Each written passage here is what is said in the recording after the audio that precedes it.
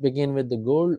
Gold में last जो मेरी वीक का एनालिसिस था, लास्ट वीक में जो चीजें बताई थी बिल्कुल मार्केट ने वैसे ही मूव किया। लास्ट वीक जो हमने एनालिसिस दिया था उसमें मैंने यही कहा था कि इसके ऊपर अगर मार्केट टैप करें तो आप बाय करना और फिर यहाँ दोबारा आके मार्केट में रिटर्न दे सकती है। ठीक है, let's come to this point. ये जो वीक है ये एक हिसाब से आप ये देखें कि ओपनिंग वीक है नया साल का ऑफिशियली।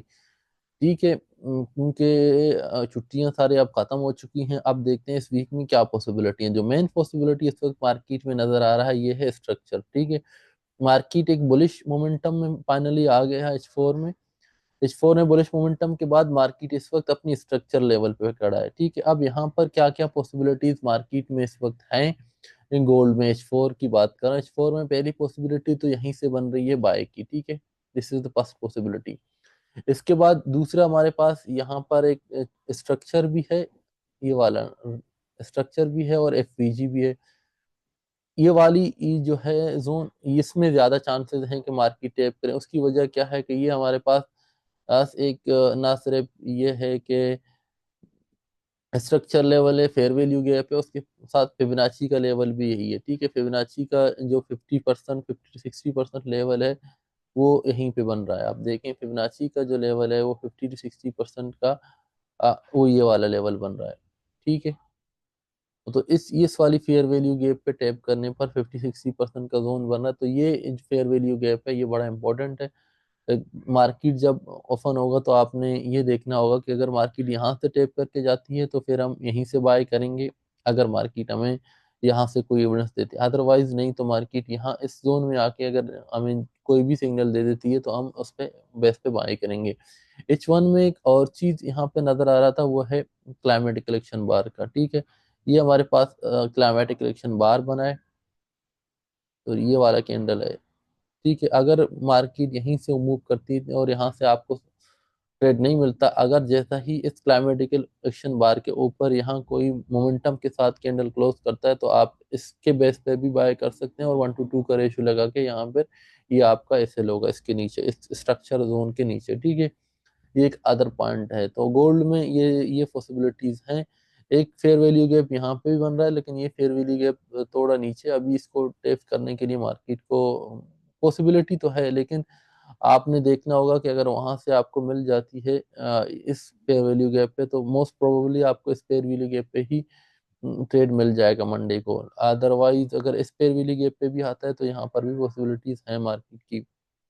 इससे नीचे तो मार्केट में और कुछ नहीं, अगर इससे नीचे ब्रेक करता है तो फिर हम सेल देखेंगे। ठीक है, फिलहाल पॉसिबिलिटी यही है कि मार्केट इसी यहाँ यही जो मैंने आपको बताया था इन्हीं एरियाज में या तो यहाँ से आपको बाय देगा या यहाँ से बाय देगा या यहाँ से, ये तीन बाय की पॉसिबिलिटी है। सेल अभी मार्केट में नहीं करना, सेल की कोई पोजीशन नहीं है। सेल हम तब करेंगे जब मार्केट इसको ब्रेक करने के बाद रिटेस्ट करने इस पे आएगी तो तब हम सेल देखेंगे।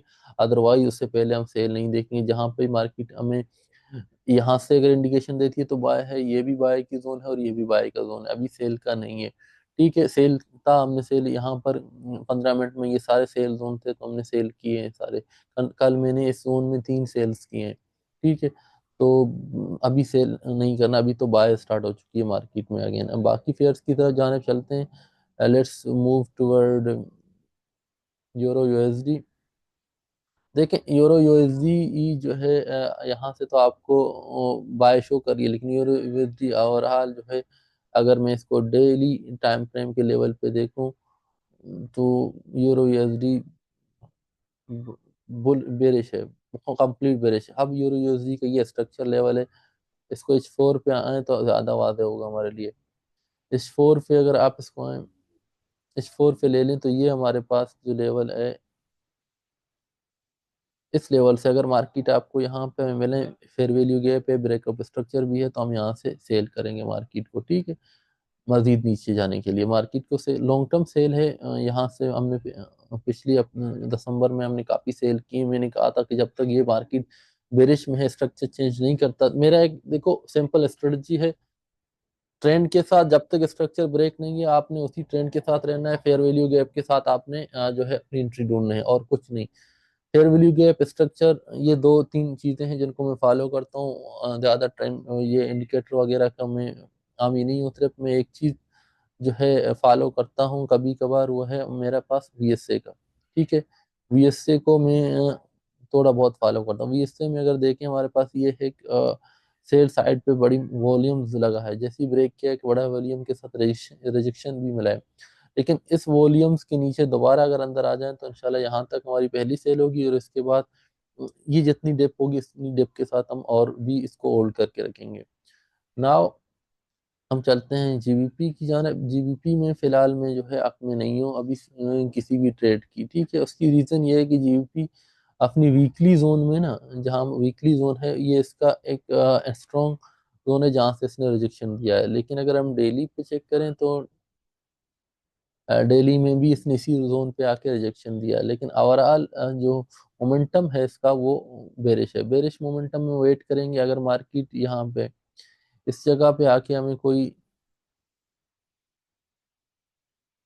मार्केट यहाँ तक आती है और यहाँ से हमें कोई सेल देता है तो हम करेंगे, अदरवाइज मैं अभी सेल नहीं करूँगा इसको। यहाँ पे अगर हमें सेल मिलती है तो यहाँ से हम लोग सेल करेंगे। ये पूरा इम्बेलेंस बना है, ये इम्बेलेंस को फिल होने का वेट करेंगे। ये इम्बेलेंस जैसे ही फिल होता है तो हम यहाँ से इन जगहों पर, ठीक है, यहाँ पर कहीं पर भी हमें सेल मिलता है एविडेंस के साथ तो हम करेंगे। ठीक है, तो let's go to next one. हमारे पास है जीबीपी यूएसडी।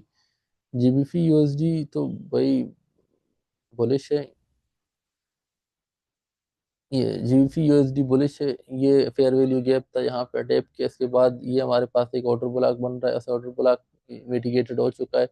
तो इसमें एक जोन ये है कि अगर ये जोन ब्रेक होता है तो फिर हम इसकी रिटेस्ट पे बाय करेंगे। अभी मैं इसमें बाय के हक में नहीं हूँ, हम छोटे टाइम फ्रेम में हम देखेंगे, लेकिन अभी मैं बाय के हक में नहीं हूँ। बाय में बैठने का जगह प्रॉपर ये वाला कैंडल था। ठीक है, अभी मार्केट ऊपर है तो आप की जो एसएल होगी तो ये होगी, तो एस एल के साथ ये बड़ा लंबा होता है। अब हमें वेट करना चाहिए, यहाँ मार्केट ब्रेकआउट में, ब्रेकआउट के साथ बाय करेंगे, या जो मेरे स्टूडेंट हैं उनको पता है, या तो मैं ब्रेकआउट के साथ बाय करता हूँ या वेट करता हूँ रिटेस्ट का। ये दो स्ट्रेटजी है मेरे।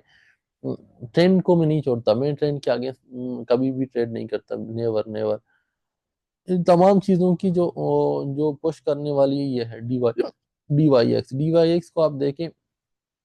अगर मैं इसको वीकली चार्ट ओपन करूं आपको, तो हमारा जो ऑफिशियल जोन है ना इसका, नेक्स्ट जोन है ये, यहाँ तक तो इसने टैप करना ही करना है।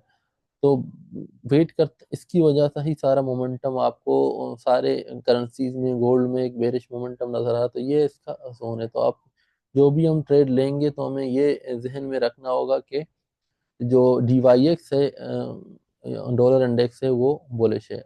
अब ये इस तरह से तो नहीं जाएगा, जाहिर सी बात है, अगर ये इसने जाना भी है तो इस तरह का मोमेंटम करके इसने यहाँ तक जाना है। और ये जो आपको पता है डीवाईएक्स के लिए जो 20 जनवरी है वो एक मोमेंटम होगा, जब डोनाल्ड ट्रंप साहब की ओथ सेरेमनी होगी, उसके बाद हमें पॉलिसी पता चलेगा कि उनकी जो पॉलिसीज हैं उनका इम्पेक्ट क्या होगा यूएसए पे। ठीक है, अब चलते हैं थोड़ा बहुत इसको देखेंगे हम। ये में देखें जी, अगर हम मैं आपको दिखाऊं, सॉरी, कैलेंडर में अगर आप देखें तो आपके पास कोई खास डेटा इसमें नहीं आ रहा है। इसमें अगर डेटा की बात करूं तो डेटा हमारे पास ये एफओएमसी है। एफओएमसी की मिनट्स हैं, एफओएमसी नहीं, एफओएमसी की मिनट्स हैं ये। सिर्फ मार्केट में उसी टाइम पर जब ये आएंगे तो आपको वॉलेटिलिटी नजर आएगी, बाकी इसका और कुछ इम्पैक्ट नहीं होगा। अनएम्प्लॉयमेंट क्लेम है, ये डेटा थोड़ा इंपॉर्टेंट है। अगर ये डेटा हमारे पास फोरकास्टेड से नीचे आती है, अगर फोरकास्टेड जो हुआ है उससे नीचे आएगी तो हम जो है गोल्ड को मजीद बुलिश करेगा। अगर नहीं तो जो है गोल्ड पर इसका कोई असर नहीं होगा, लेकिन यूरो यूएसडी पे होगा, क्योंकि डीआईएक्स को ये मजीद स्ट्रॉन्ग करेगा अगर ये अनएम्प्लॉयमेंट क्लेम, सॉरी, अगर नीचे आती है। अगर ऊपर जाती है तो गोल्ड पे इसका बुलिश इम्पैक्ट होगा, अगर नीचे मजीद नीचे आती है तो इसका जो है इम्पैक्ट डॉलर पर बड़ी पॉजिटिव होती है। Non farming employment change, unemployment rate this is strong, ये बड़ी स्ट्रॉन्ग हमारे पास है। अगर अनएम्प्लॉयमेंट रेट लेस सपोज 4.2 जो है प्रोडिक्टेड है, अगर ये 4.1 आ जाती है तो डॉलर इंडेक्स जो है आपका वैसी भी बुलिश है, लेकिन इसकी मोमेंटम जो है ज़्यादा स्ट्रॉन्ग होगा फिर। अदरवाइज इसकी अभी अनएम्प्लॉयमेंट क्लेम की डाउन साइड ऊपर जाने की कोई वो नहीं है, क्योंकि यूएसए में अनएम्प्लॉयमेंट कम हो रही है, बढ़ नहीं रही है। ठीक है, ये चीज़ें आपने देखी, स्पेशली अनएम्प्लॉयमेंट पे जो है सबसे बड़ा जो स्ट्रॉन्गेस्ट जो हमारे पास डेटा है वो अनएम्प्लॉयमेंट क्लेम का है। ठीक है, थैंक यू।